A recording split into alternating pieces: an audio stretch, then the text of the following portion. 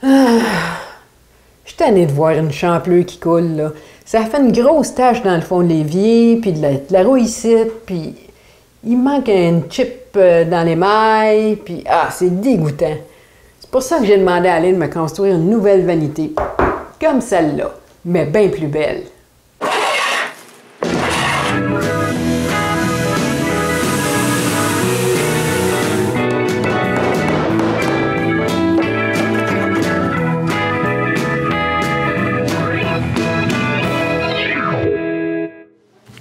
J'ai construit, là, depuis un petit bout déjà, là, un meuble pour mettre nos serviettes dans la salle de bain.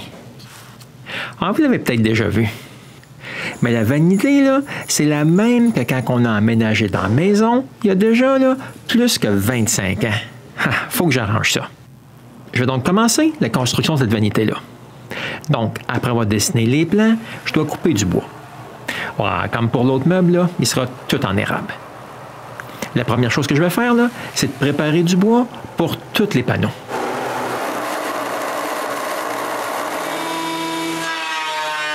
Donc, quand tout le bois là, il est coupé là, un peu plus long que ce que j'ai besoin, je surface une face puis un champ. Après, je coupe l'autre champ parallèle avec celui que je viens juste de surfacer.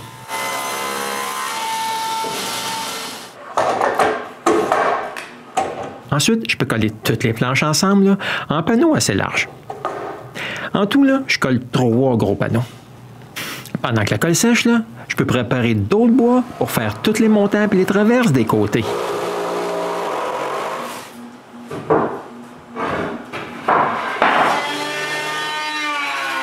Puis comme pour les panneaux, là, je surface pour l'instant juste une face puis un champ. Le lendemain, là, la colle de mécollage est toute sèche. Mais avant de pouvoir faire quoi que ce soit, là, je dois enlever les bavures de colle sur le côté qui est surfacé.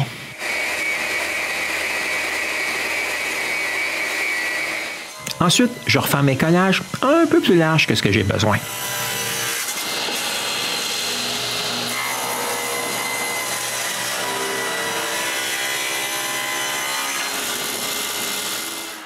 Après, je finis le surfaçage des panneaux.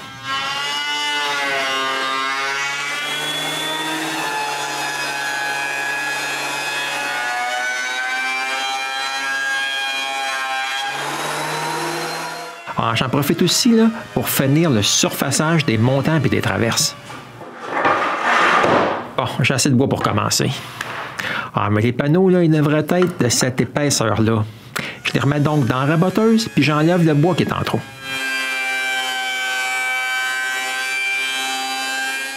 Quand j'ai fini, là, j'ai un léger problème.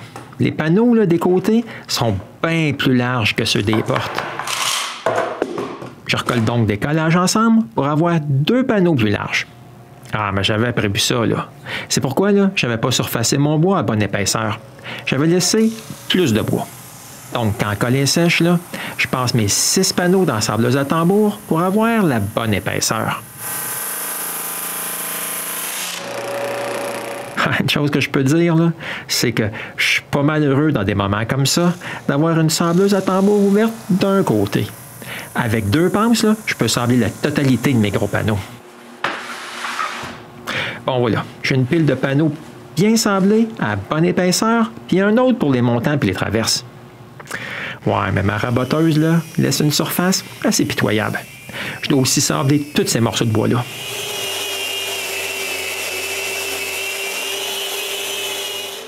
Bon, mon bois, là, il est enfin prêt. Je peux refendre mes planches à la largeur des montants et des traverses des 2 extrémités.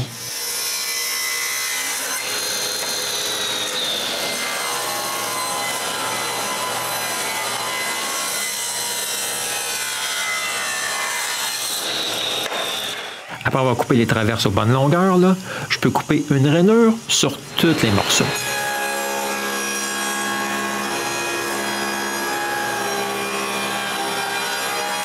Maintenant, ces traverses-là, je dois couper un petit tenon.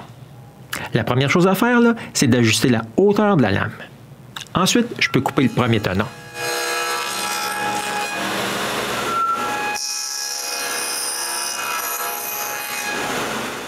Quand j'ai fini, là, je vérifie si ça va marcher.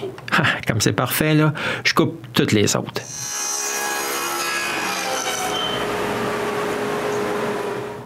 Maintenant, là, je dois couper tous les montants aux bonnes longueurs. Donc, après avoir coupé un côté bien droit, là, je mets les 4 montants ensemble, bien droit, puis je les coupe d'une seule traite.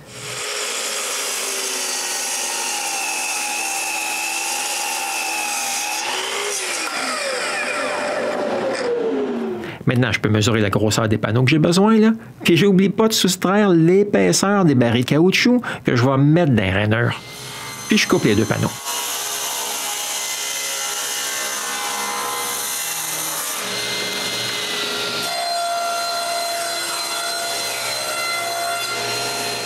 Comme les panneaux là, sont plus épais que la rainure, je coupe une plate-barre à l'arrière.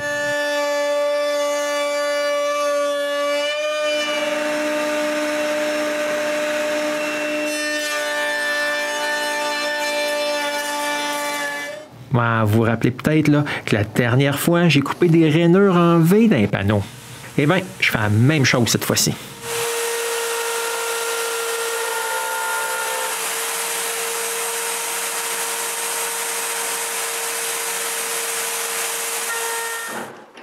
Lorsque les 2 premières coupes sont faites, là, je déplace le guide et je fais les 2 autres rainures.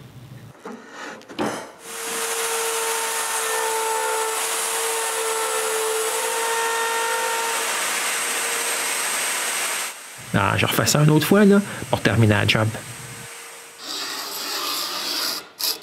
Quand j'ai fini, là, je dois quand même nettoyer ce qui reste dans les rainures, puis je peux faire le dernier sablage des 2 panneaux.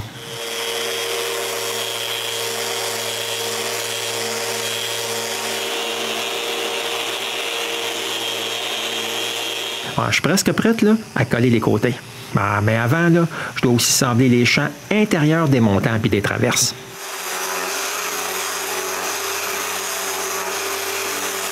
Bon, maintenant, je suis prêt. Je commence par insérer des barils de caoutchouc. Je mets de la colle là où il y aura des traverses, c'est un nom, et je mets le tout ensemble. Après là, que le panneau est bien à sa place, puis que le dernier montant il est aussi en place, je peux tout mettre en serre.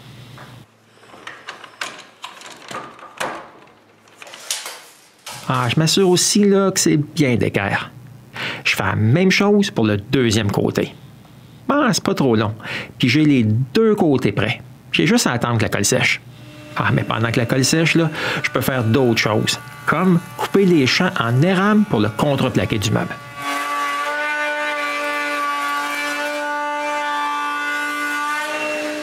Donc, après avoir coupé la forme en V, là, je la coupe de la planche.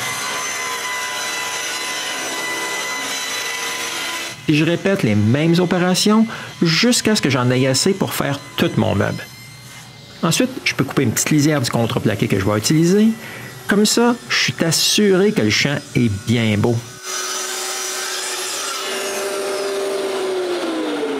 Après, je coupe la forme en V là, qui recevra les champs que j'ai déjà faits.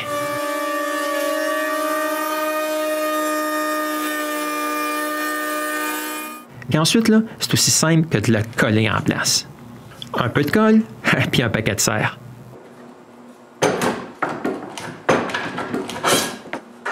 Maintenant, je peux m'occuper du reste des montants et des traverses pour le cadre du haut et de l'arrière.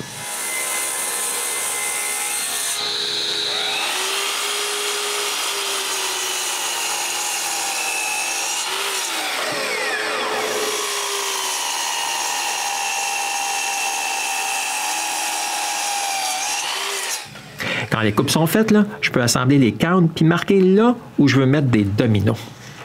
J'identifie chaque joint. Puis, je perce toutes les mortaises. Mais avant de tout coller ensemble, là, je m'assure que l'intérieur des cadres est bien sablé.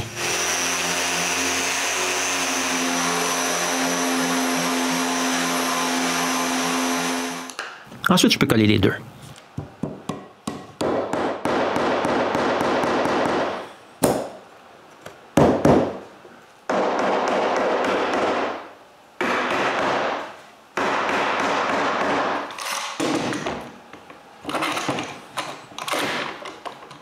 Quand tout est en serre, je laisse ça tranquille. Le lendemain, je chambre l'excès de colle, ces 2 cadres.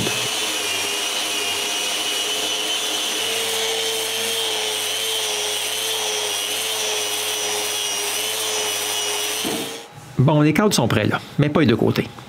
Sur eux aussi, je dois enlever de la colle de trop.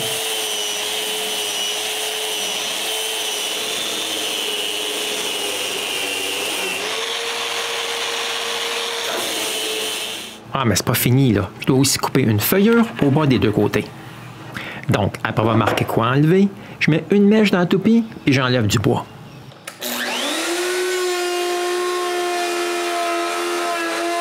Ah, mais bien entendu, là, j'ai pas assez vissé le guide. Puis j'en fais encore un autre. Ouais, si vous avez manqué ça, là, voici une reprise. Avec une belle flèche rouge, là, on voit très bien le massacre que je viens de faire. Je prends un grand respire, là. Je m'arrange pour que le guide ne bouge plus, puis je finis la coupe. Ensuite, je coupe l'autre côté.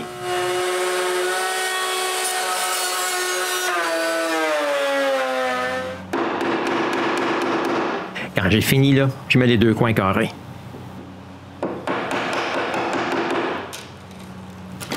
Bon, maintenant, il faut que j'arrange ça. Je vais utiliser là, ce bout d'érable-là pour ça. Premièrement, je coupe un bout de papier à la forme que j'ai besoin. Ensuite, je transfère la forme sur mon bout de bois. Puis j'enlève du bois.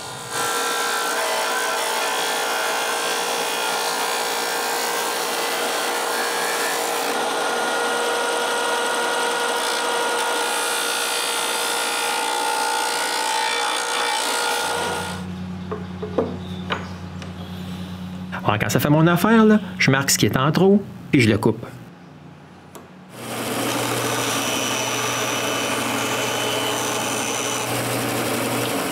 Alors, maintenant, il ne reste plus qu'à le coller à sa place.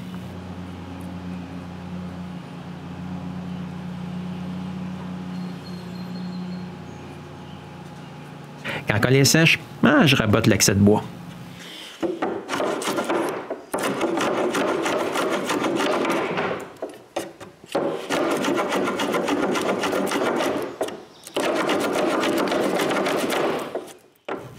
Et je finis la job avec la toupie.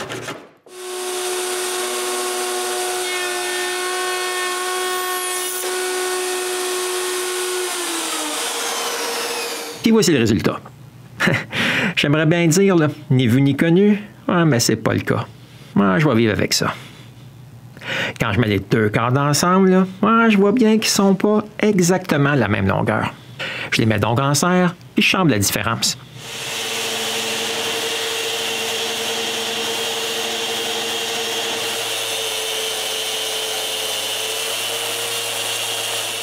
Bon, maintenant, je peux faire un petit assemblage là, pour comparer les cadres aux côtés. Bon, j'avais prévu qu'il serait plus large. Je marque donc ce que je dois enlever, c'est 2, puis je les coupe.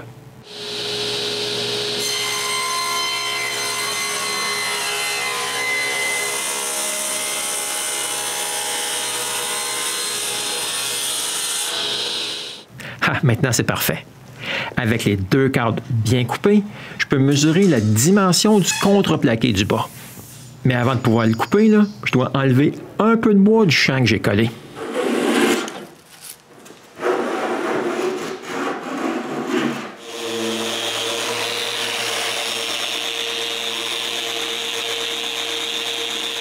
Ensuite, je coupe grossièrement le fond.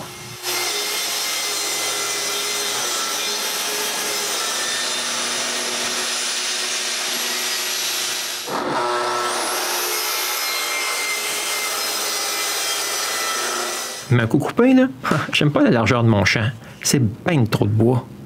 Je commence donc par couper le côté que je viens de couper bien parallèle avec le côté du beau champ.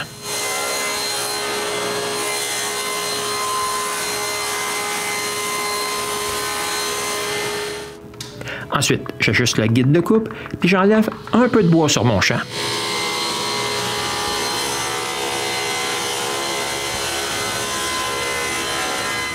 Bon, il en reste un peu, là, mais c'est exactement ce que je veux. Je peux maintenant couper le fond à bonne largeur puis à bonne longueur.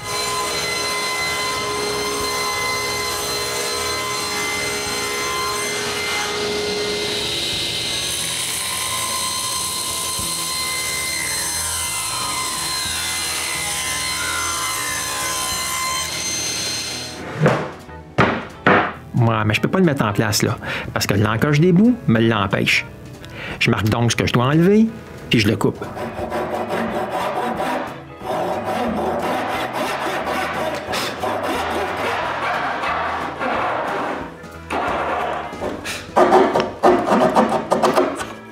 Bon, quand j'ai fini, là, je peux essayer le fond en place. Ah, c'est parfait. Ma vanité, là, est pas mal loin d'être terminée. Il reste encore pas mal de choses à faire. Puis pour les voir, vous serez forcé de revenir me voir au gosseux de bois.